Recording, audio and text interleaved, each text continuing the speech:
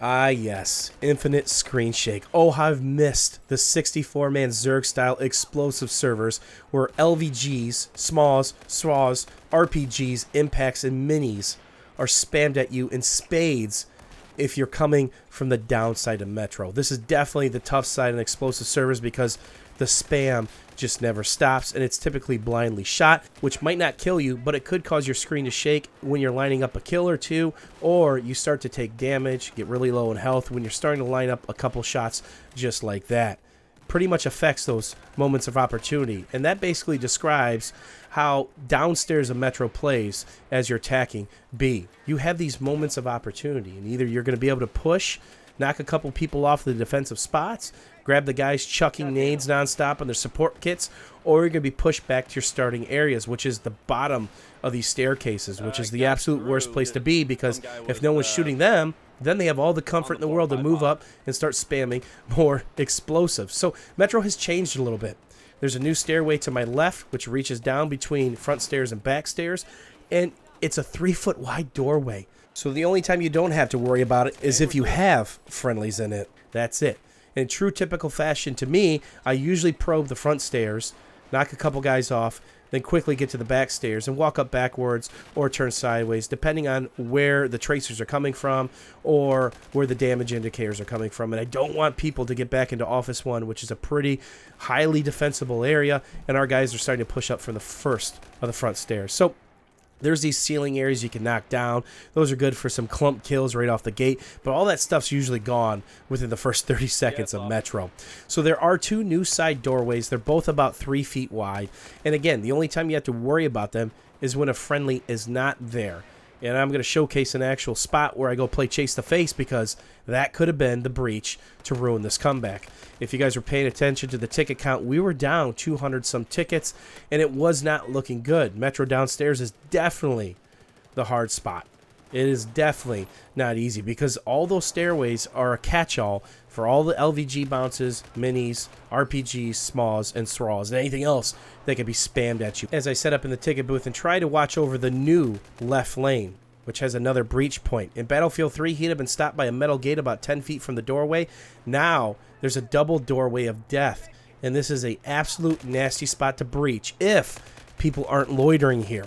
So if there's a ton of bad guys and good guys, this thing is just a grenade basket. The question is, do you like your grenades with salt and pepper? Because you're going to get a healthy dose. But if it isn't too busy, you can push out and push in that way. And a lot of times, if the RU are attacking from the top side as they are now, they clump up right where I'm at. All their backs are turned to this spot. They're looking at ticket booth. They're looking at mid. You can simply go out the double door, shoot a couple guys, either go for their gimme or then start your back rage. You've got multiple options, but again, look for those moments of opportunity, because a lot of times guys are just stagnant there and it's an absolute nightmare. You're not getting out there. Don't even bother peeking. You're instantly going to be blocked by a teammate or even an enemy. It is just a spam catch. That's it.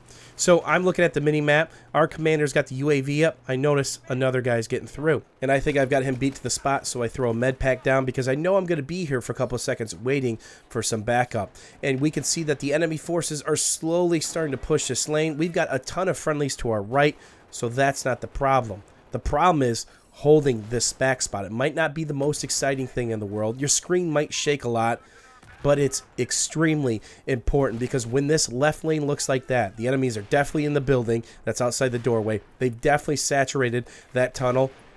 We can't push out that main double door, which is to my right. There's no way that's going to happen. So it becomes this stagnant little fight. But it's very important, because if they get through here, they could just go all the way down to your gimme or just start back raging on B.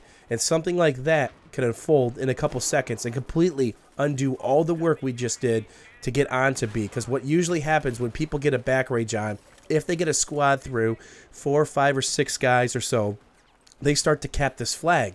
Most of your team isn't going to realize that. They're not going to move because they're bipoded down. They might be in a sniper optic. They might be just camping a specific spot. It might be too little, too late. If the RU were to get that spot back, they just start spawning in the back of store 3. And this is the power of the Scar H. Headshot machine. 2 headshots and they're absolutely dead from any range. That's the beauty of the increased damage of the Scar H. As the friendlies start to push and fill in behind us, we don't have to worry about the double door of death anymore. We can get some fresh air outside the metro and slowly make a push, because now the ticket bleed is working against the enemy team, and it's only about a 70 ticket gap at this point. But when the match was in the lurches, when we were just starting to push B, it's important when there's that massive of a ticket gap that you don't push too hard. The ticket bleed is against them, but this is Metro. They can kill extremely quick. Your team can die extremely quick. It can be counterproductive to that bleed. So if you find yourself in a round like this where you're down a bunch of tickets and you finally start to rock that ticket bleed against them, hold the line. Do whatever you can do to hold the majority of the flags to keep that pain train on the enemy team. Give them the sense of urgency. Let them play into your hands.